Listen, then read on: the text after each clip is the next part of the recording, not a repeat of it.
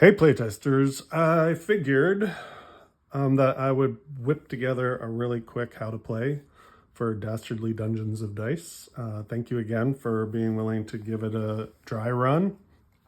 I have my pencil, I've got a pair of dice, and I've got these two sheets that I printed off the PDF. Unless you really want to have the rules sitting right next to you, you can always play this game by just printing these two sheets. This one has the space where you're going to record your different actions, and this one has the space where you're going to record your score. So the first thing you get to do before you do anything is you get to have a starting entryway. So I'm going to put a 2-block hallway right here. So that just gives me a place to start from, and you can choose to put it anywhere you want. So anywhere on this map where there's space, you can put it. Then I'm going to roll my dice, and I'm going to end up with two numbers. In this case, I got a 6 and a 4. If I look down here on these little actions that are all along the bottom, they have corresponding numbers of pips on their dice. So I can use this 4 and this 6 anywhere where I find a 4 or a 6 on my sheet. And if I didn't like these rolls for some reason, I can use this spot right over here. This is called the amulet, and I'll move it over. Here, this is the amulet. Amulet will let you, if I just X one of these off, I can bump one of these up or down by a number. So I could turn the 4 into a 5 or a 3. I could turn the 6 into a 1 or a 5. So if I needed to, I could do that. Down here, I will just explain all the little different actions. Excuse me for not zooming, but I'm doing this on my phone. Over here are your 3 characters. You have a classic wizard, you have a classic knight, and you have an archer. I could, right now, even though I'm not fighting, I could use one of these numbers to make them a little stronger. So let's say I want to make my mage a little stronger. I'm going to use my 6, and what I would have to do is I need to cross out or circle that 6 to show that 6 is used, and that mage will never be accessible again if I roll a 6, unless I find some way to clear up a dice. And that's called consumed. So I would consume the 6, it's gone, I can never use it again. The trick about doing this when you're not in an encounter is if you ever run out of options for one of your characters, so I use all of these dice going through the dungeon with my mage, he dies. He runs out of gas and he's done. Same goes for any of these. So if I do that outside of combat, I'm not going to get the benefit of hitting somebody, but I am going to be stronger next time I go in a fight. But if I ever run out of these, he's dead. So I have to manage that. Yeah, so I could use these numbers with any of them. This is called kicking in a door. When you kick in a door, if I used my 6, again, I would circle the 6 to show that it's used up and I can't do it again. And if I do that, I will do that this time because it's early in the game and I need something to do. So I'm going to use the 6. That's going to let me draw a 3x3 room in my dungeon. So I will quickly just draw 3x3 in my dungeon. That means now I have to fight somebody. There's somebody in that room.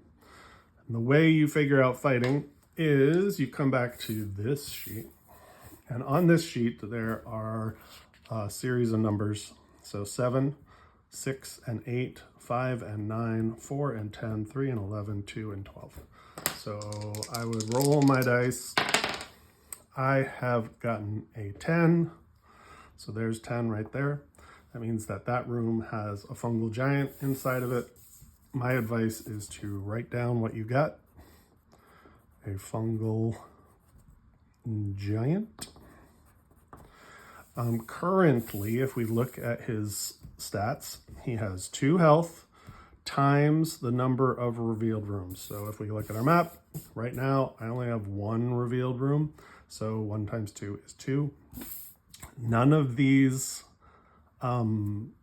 creatures can ever have fewer starting health than the number of hearts that are on the sheet. So this guy, even if I had not, it can't happen with him, but let's go to this one. I haven't used any mage slots.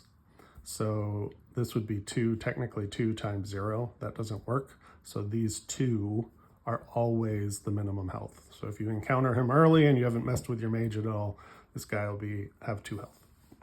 So then I usually come over here. I mean, this game has only existed for 3 days. So I would make some kind of note over here that it has 2 health. We look on the sheet. Fungal giants are immune to the knight. So when I fight this fungal giant, I am not going to be able to use my knight. I will have to defeat it with my mage and my archer. It has a special ability that if at the end of a turn, I haven't defeated the fungal giant, through the course of the fight, he's going to destroy, if possible, hallways. Hallways are how you connect to other rooms. They give you options to build out your map, and if you've already built out a section and then he destroys it, it's wasted 1 of your dice, which stinks. Right now, he's not that big of a threat. I will be able to kill him really fast. So he has appeared, and my new turn will start because let's say that I used 2 turns and it's time for a new turn. The way I would fight him is I have to roll the dice again, and I get a 1 and a 5. Now, I know the knight doesn't work, so I'm going to use my mage. I will use the 1 on my mage. Since that's the first time I've ever used my mage, that's going to do 1 damage to this guy. So that 2 that I wrote down before is now, it's a 1. So now it's a 1. So I can cross that out. Then I can use the 5 from my archer to do that last bit of damage. Boom, we killed the fungal giant, and we come back to this sheet and we see what we get for rewards. The rewards are we get $3. So over here in our money bag, we get to put 1, 2, 3. Okay, that's how we fight. Let me explain some of the other action spaces. Once our little heroes have fought, the next time this mage fights, instead of doing 1 damage, the mage is going to do 2 damage. So the next time they fight, we're going to circle another number. That will go up to 2 for a maximum of 6. But if he ever does 6 damage, you're going to have to circle his last dice and he's going to die. So odds are you will get him up to about 5, and then you'll want to keep him alive because he's part of end game scoring. But sometimes you just have to let somebody die. So anytime you've circled them, they will do 1 more damage the next time. So this time was the first time we circled them, so they did 1 damage. The next time they'll do 2, then 3, then 4. That's how that works. We talked about kicking indoors. This is when you have to draw a room. Rooms must be attached to hallways, so you can't put a room next to another room. They have to be attached to hallways, and you want to be careful because in order to face the end boss, you're going to need all 6 of these rooms. So managing how you build hallways and aligning them on this map so that they all fit becomes part of the game. These let you build crossroads. Really handy for getting multiple hallways to connect to rooms. This is a straight hallway. These are magic items. They correspond to the character that are on there. These get unlocked with this little one down here, the treasure chest. Treasure chest has 2 options. You can use a roll of a 1 to unlock one of these, and when you unlock it, you can just put an asterisk to say, hey, I got it. Once they're unlocked, you can start to beef them up. Every time you circle one of these pips, you're going to do +1 to the character they belong to. So the first time I circle one of these, now my wizard is going to do 2 damage because he's got a pretty sweet little wand. If I ever circle all of these, now my wizard will multiply times damage times 2, which is pretty awesome. Same thing with the knight. The knight has them, and then the archer has them. They all use different pips for upgrading their items, so you have to pay attention to what you roll. Over here is a flagon. They are acquired on a roll of a 6 if you want to.